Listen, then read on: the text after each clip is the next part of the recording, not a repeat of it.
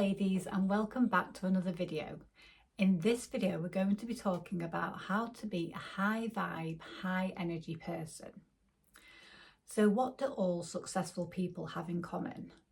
If they're successful at business or relationships or something creative, they all have high energy, they're all high vibe people. So from my experience, I'm going to go through some things that's helped me to shift my energy and become a higher vibe person. So the first thing I had to do was to forgive myself for any past mistakes I'd made. So in order to do this, I had to remember or come to a realization of who I really am. And who I really am is like a blank slate, a pure spirit or a pure consciousness. And that's who everybody is. And it's not until you're about 3, probably like the age of 3 to 5, that you are aware of yourself and you're aware that you have a self-concept. And this self-concept is all built up of the assumptions and beliefs that other people hand to you. So like your caregivers will give you beliefs and assumptions, people that you go to school with, society, your culture. So all of these beliefs and assumptions that you have about yourself, they're not normally conscious.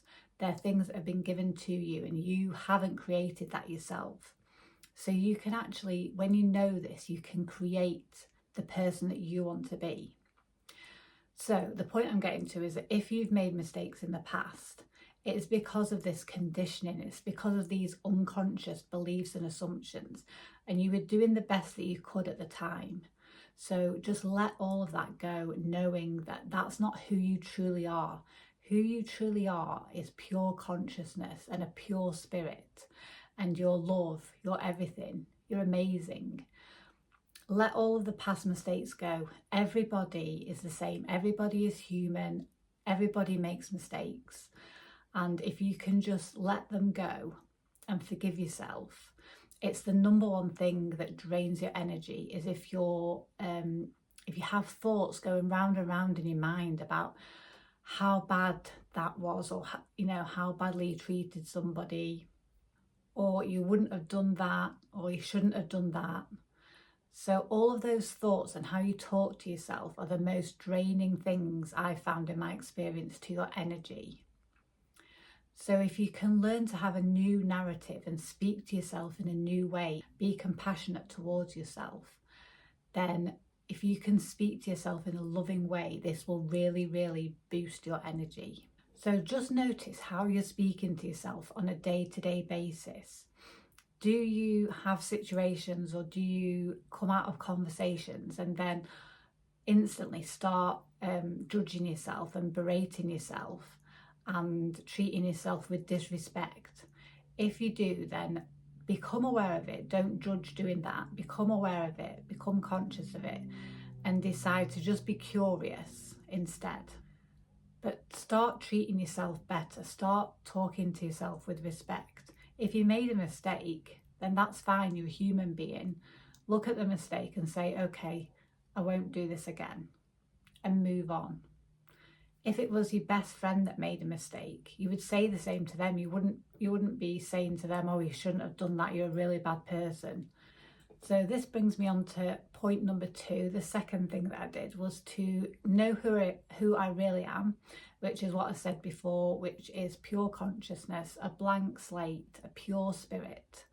So knowing who I really am, and knowing that inside of me, the person or the essence that I really am is that pure consciousness.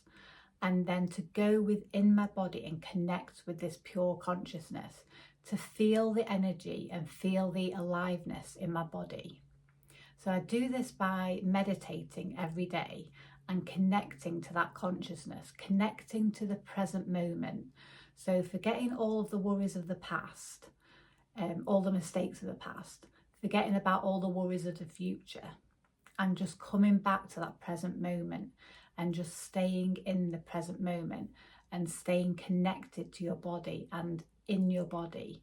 So not being in your head and overthinking and analysing things, but to come back to the body, feel the feelings in your body, the feelings of aliveness, and the feelings of peace and love, and bring your attention to those feelings and off of the analysing thoughts in your head.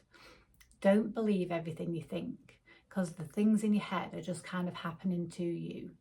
They're not necessarily your thoughts, and you can just look at them and observe them and be curious about them, but you don't have to believe what those thoughts are saying. And the third thing I did was that I decided to choose who I wanted to be. If all of my personality this far was because of assumptions and beliefs that had been given to me by somebody else, then why can't I flip the script and come back to zero, come back to that pure consciousness, that pure spirit, and decide who I want to be? So give myself a new self-concept.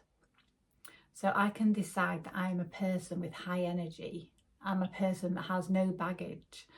I'm a person that is full of life, full of vitality, full of love, full of peace. And then what I did was to shift my feelings towards myself to how that person would feel about themselves, and talk to myself as that person would talk to themselves, and treat myself how that person would treat themselves. So having correct boundaries with people, not letting people walk over you, saying no to things that you want to say no to, having your own opinions. And even if that opinion differs from somebody else's opinion, or if it upsets somebody else, sticking with your own opinion and your own integrity, and being okay with other people being upset with you, but just remaining in your own frame, in your own body. So you can choose who you want to be, and you can embody the energy of that person.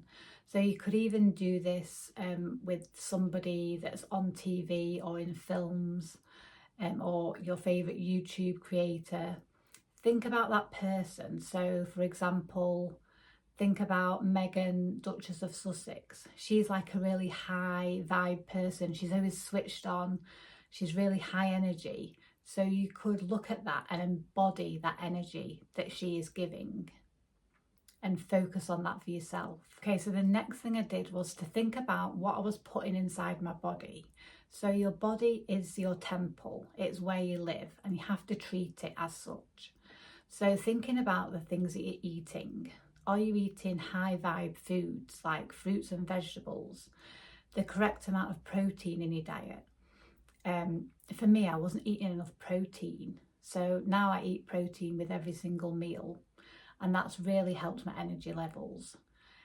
So just looking at your diet and making sure that you're eating a healthy, balanced diet. So it has protein, carbohydrates, fibre, lots of water. So all of the good things that you should be having.